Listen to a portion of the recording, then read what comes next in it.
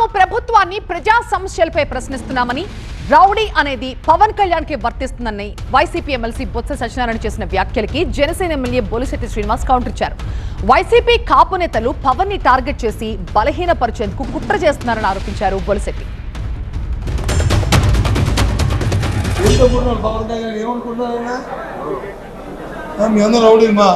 ఈ రాజ్యాంగాన్ని పరిరక్షిస్తూ ఈ రాష్ట్రంలో మొదలు చేసి ఈ ముందు తిరిగి చేస్తున్న వాళ్ళు రౌడీ అని పదానికి ఆయన ఆయన ఆయన కొట్టి తీసుకొని ఆలోచన చేసుకుని చెప్పండి.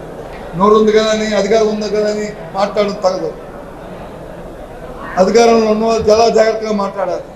ఆయన అసలు రాజ్యాంగ పదవులు ఉండడానికి అర్హుడా మాట్లాడిన వ్యక్తి చెప్పండి నాకు. కాపుల మీద కాపులను పోటీ పెట్టరా?